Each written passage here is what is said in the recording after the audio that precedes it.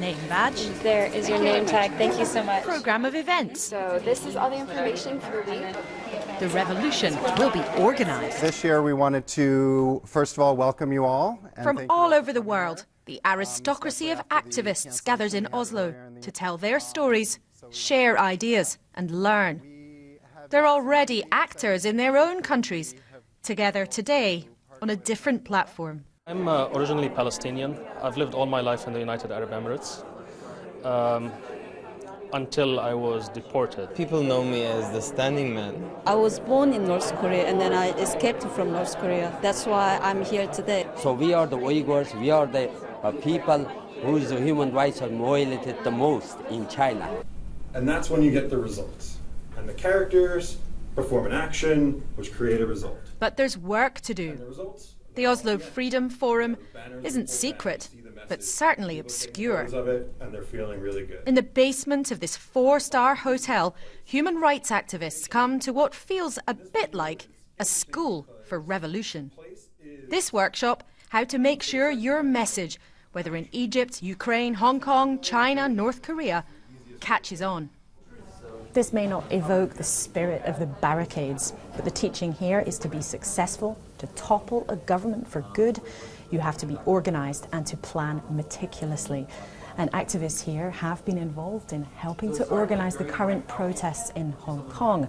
Their plan to put thousands of people on the streets of the territory was in fact hatched nearly 2 years ago. And dialogue is still the only hope that we have. Jan Yi Lang protested in Tiananmen Square. I'm Joshua Wong, the convener of Scholars. He's talking to the Hong Kong students now on a daily, almost hourly basis, and has brought this message to the conference from the streets. The Tiananmen massacre surprised the whole world. This time, the whole world is on notice. There's no excuse to say now we don't know. It happens. So this time we are on notice. We have to do everything possible to prevent bloodshed from happening in Hong Kong. We've been told many of Hong Kong's demonstrators were trained long before taking to the streets to use non-violent action, as they describe it, as a weapon of mass destruction. Protesters were taught how to behave during a protest, so how to keep ranks, how to speak to police, how to manage their own movement, how to use marshals within their movement. So these are people who are specially trained. It's also, how to behave when arrested. Practical things like the need for food and water. That movement can last longer when people are taken care of, and also how to manage a water cannon being used against you, and other types of police violence.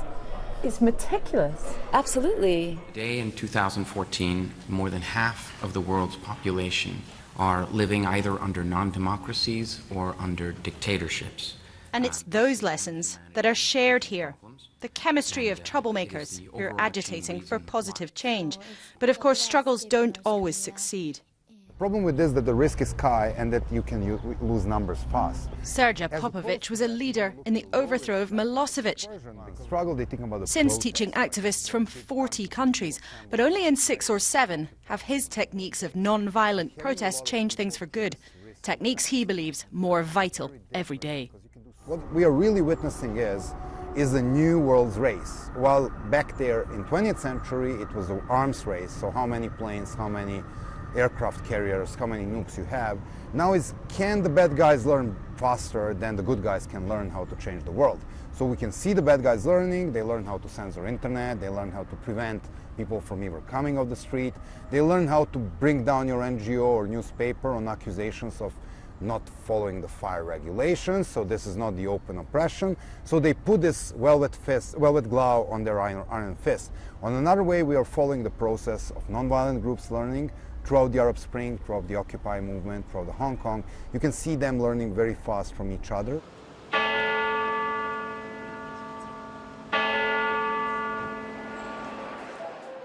Yes, of course, like at any good conference, the evenings see deals done over drinks, schmoozing for democracy. To say this is a strange event hardly begins to cover it.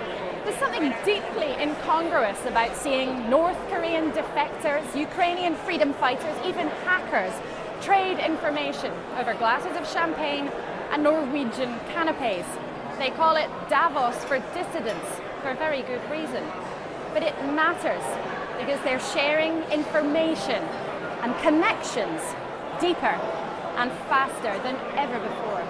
You know, we just arrived today and we... Even campaigners who are celebrities in this room, the young women Putin put in prison, Pussy Riot, are here to brush up their contacts. We are here because now we are doing our prison rights activity and we are involved in human rights issues, and so we want to just be in touch with other people from other countries which try to do the same stuff in their countries. Most of their names you'll never know. Many of their hopes may never come good. But the next revolutionary who will change their country might just be in this room.